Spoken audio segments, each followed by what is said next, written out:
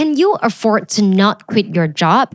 Or are you just escaping and lying to yourself that you are doing good? Welcome back to another episode of Small Girl, Big Talk, where real conversations meet personal growth. I'm your host, Wendy, and I am so glad to be finally back after about 3 months break here on the podcast.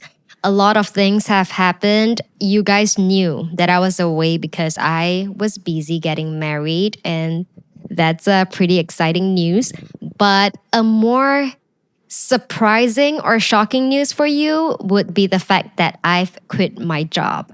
And that's what I want to talk to you about today. I think you would understand that in the process of coming to such a big decision, like I've been working in my previous employer's company for like 6 years, and I'm in my early 30s now. I just got married. Like when you are at this stage of your life, there's a lot more of things to consider. And today I want to invite you to ask yourself the question, can you afford not to quit your job today?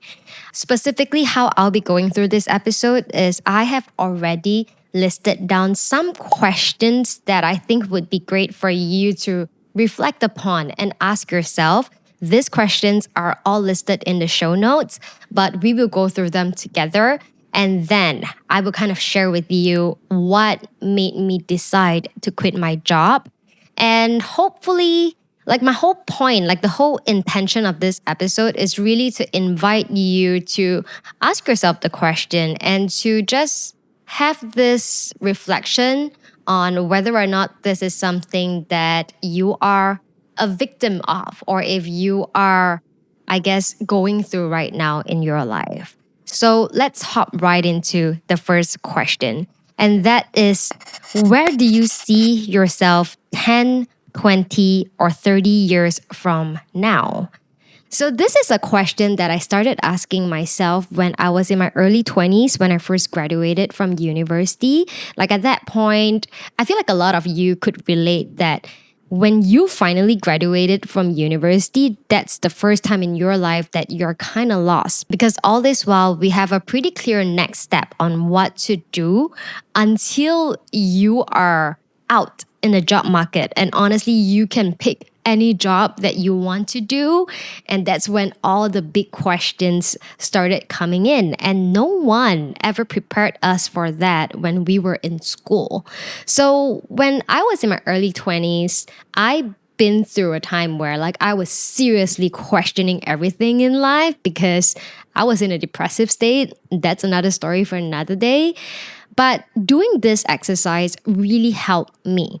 So when I was in my early 20s, I asked myself 10 years from now, that's when I was like 32 years old, which is where I'm at right now, and where I'd be when I'm 42 and when I'm 52. Like I listed down how did I see my life look like. And now that I hit the first milestone, which is when I'm at 32 right now, I actually look back and I still feel like how I see myself at 42 years old and 52 years old, they're still similar. And knowing this vision of where I want to go, and then looking back at the reality of where I'm at my job and the vision that my employer has and where my career would go if I were to stay on in that job, helps me to kind of have a better idea on whether or not it's aligned. So I think that's a very good starting point that you can ask yourself, because when you have a clear picture of where you want to go, it makes it a lot easier for you to plan your way to get there. The second question is a very practical one. And that is, financially, can you afford to continue with your current salary and annual increment rate? This is pretty straightforward. Take into account your salary in this year and the past years and compare the increment rate. I was looking up the number earlier, and I think on average in Malaysia, the increment rate for salary is 5%. And yeah, like take it in a compounding way, like every year, if this is how the salary is gonna raise for you, do you think you can afford to just have that salary and stay on this job?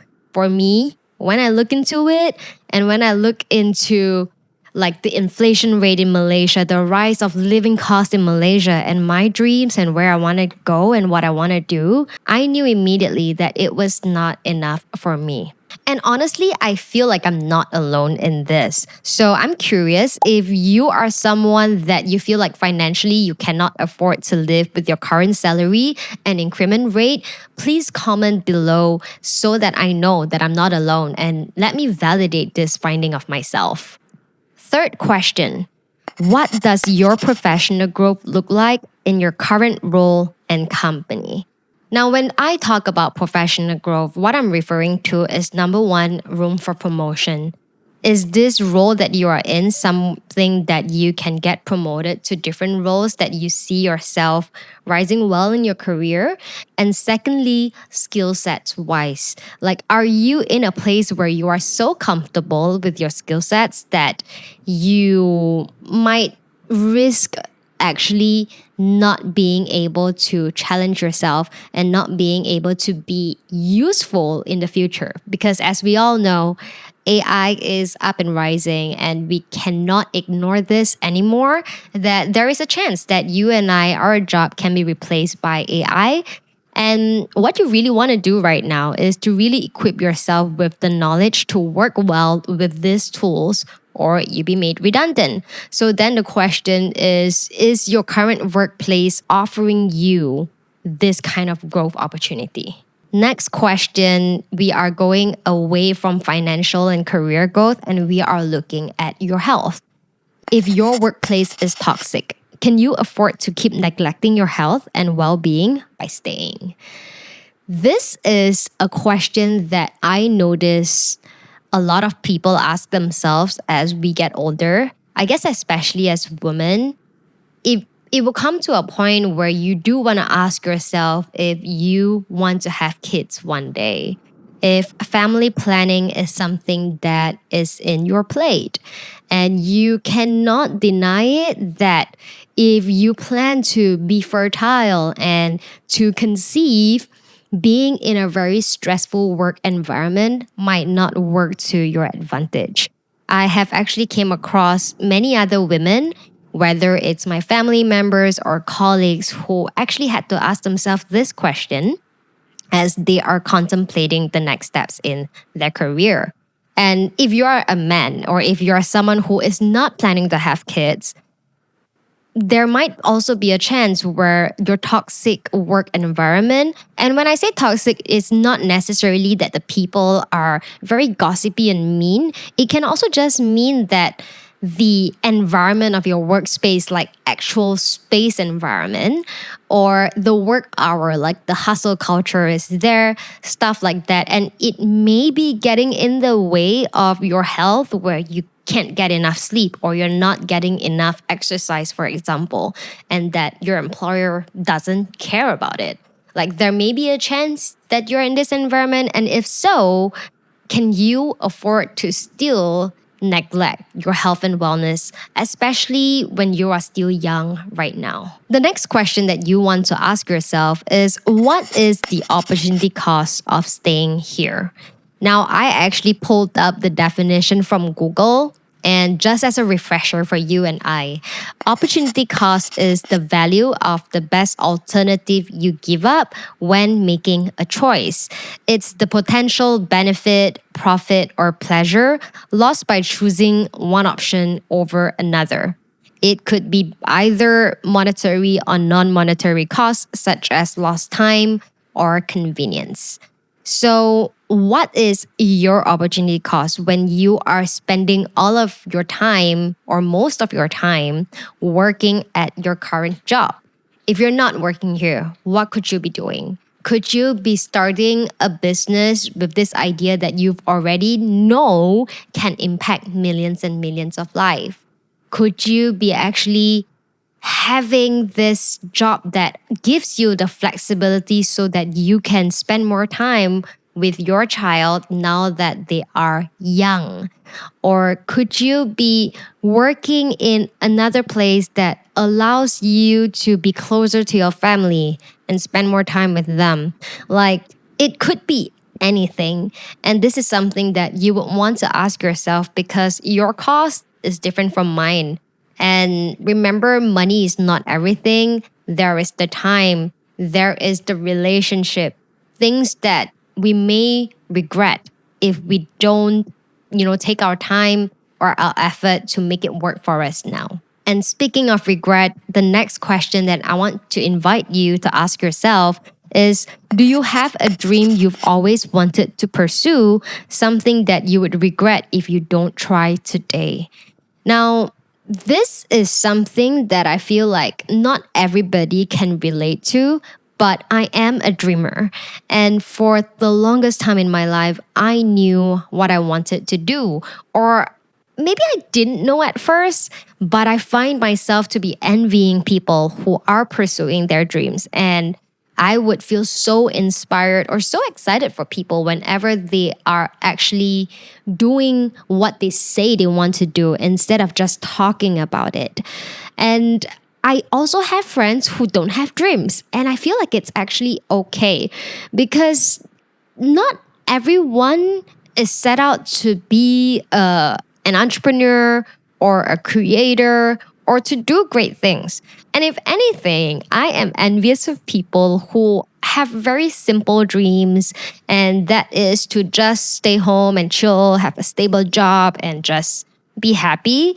Like, I wish I'm someone like that because I'm not, and it's giving me so much stress and it's making my life so hard. But yeah, I think that would be something you would want to confront yourself and ask yourself.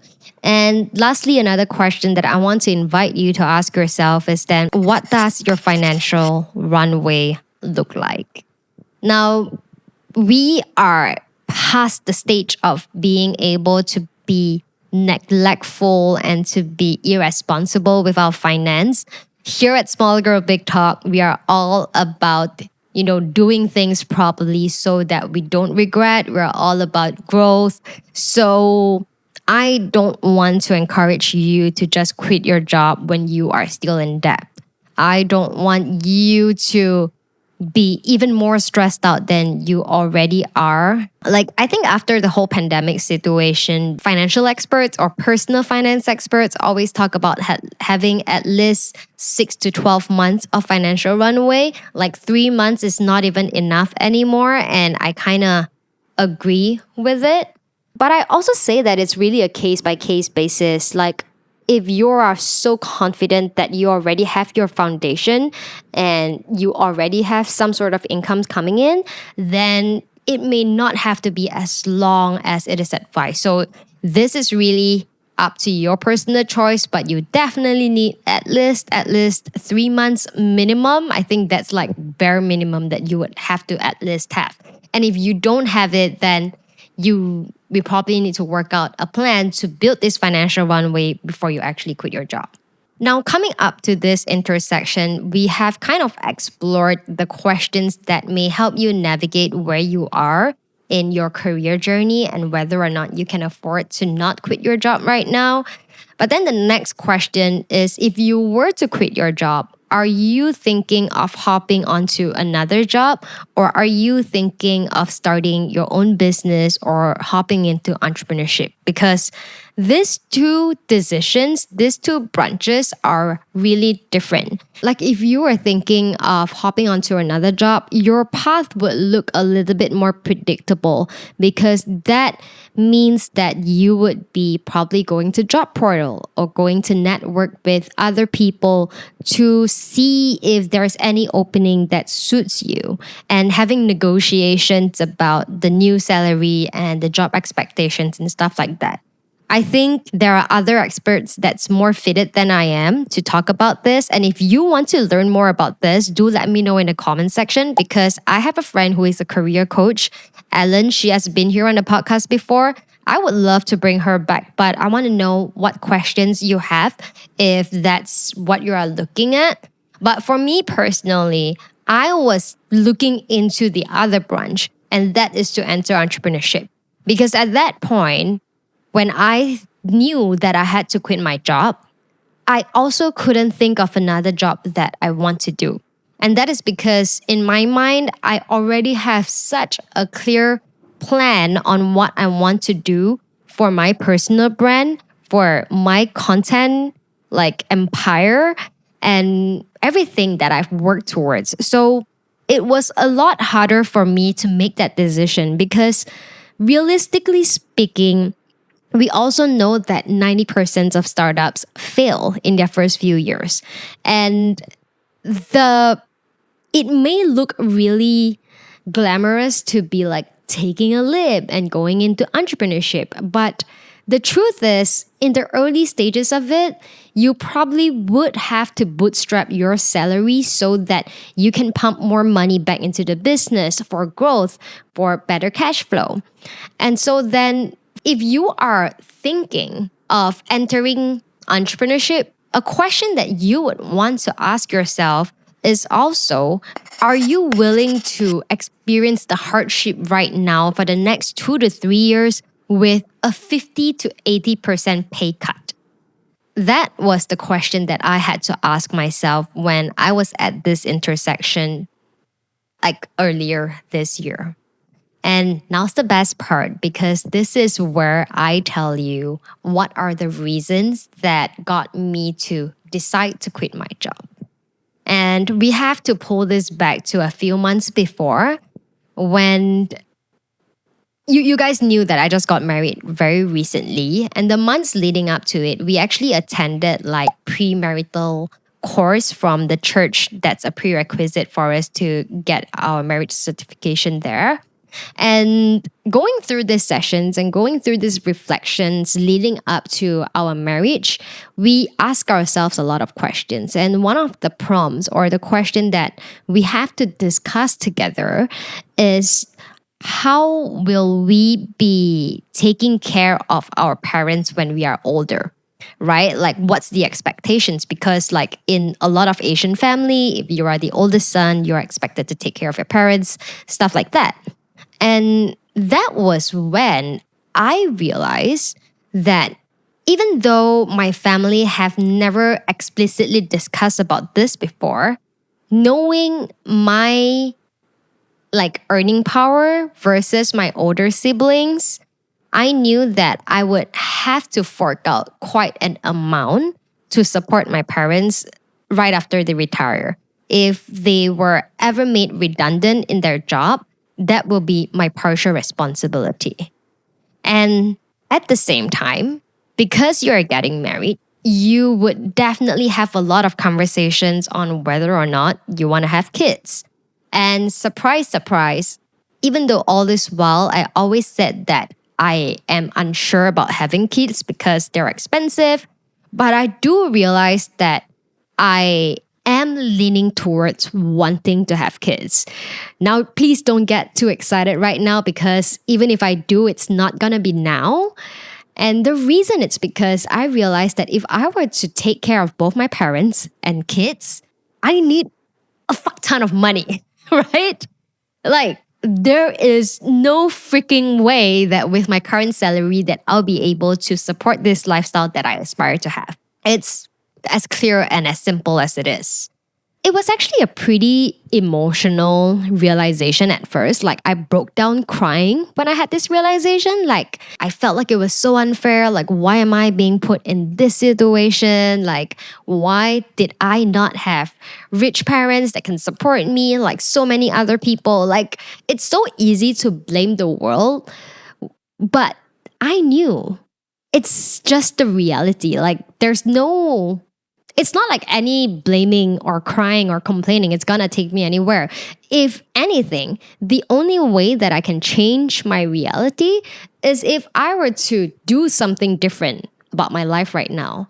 And that was, I would say, like a huge turning point or a huge motivation for me to really push myself to ask myself the hard question. And coming back to what I mentioned earlier is that at this point, I already had a very clear plan and a clear vision on how can I grow my creator empire, how can I grow my coaching business. And I felt like I was also getting comfortable in my job. right? Like I knew what I needed to do, and looking at my employer's vision and where they're going, I just realized that it no longer aligns. So the question that I had to ask myself at that point is not even, can I afford to not quit anymore? Is, can I afford to not bet on myself and my dreams? It is a huge question, and the answer is so obviously no, because I know of my potential. I know of my capability. I know that if I set my mind to do something, I would get it done. That is why my ex employer loved me so much, because I'm a smart person and I know that I have the grit to do it. And after working alongside another entrepreneur who works this way, who really gets it hard to really push yourself, to challenge yourself to get there, and I've walked alongside and kind of learned along, I feel like I have what it takes to build what I want to achieve. Now, this is the point where it feels so motivating and inspiring. But the reality is, we also know that it's not gonna be easy. And this is no longer a journey for me alone. Because at this point of my life, I can't just make decision for just myself anymore. And here's another fact for you again, is the fact that the older you get, you are going to have more commitments. You are going to have more people that may be affected by your decisions. So I actually had to sit down with Kevin and tell him like, hey, right after this wedding, things are going to get really tough, but we need to work together to get this through, because I am working hard for our future. And I know that if we are both willing to be a team together in this, like we can make it work for us. And I also talked to my parents about it. And I'm always very grateful that my parents, even though they weren't clear or they don't really know what I do, they are always so supportive in the things that I do. And that is something that I don't take for granted. And I think in general, like all of my friends that I spoke to, they are all very understanding and supportive. And I had to let them know, like, I won't be able to enjoy a lot of lifestyle stuff together with you anymore.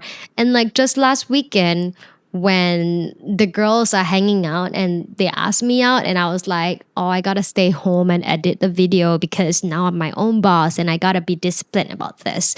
So like it is a process that you need to kind of like loop the people around you to be a part of. Like, I guess what I'm trying to say, it's a team effort. You're not alone in this.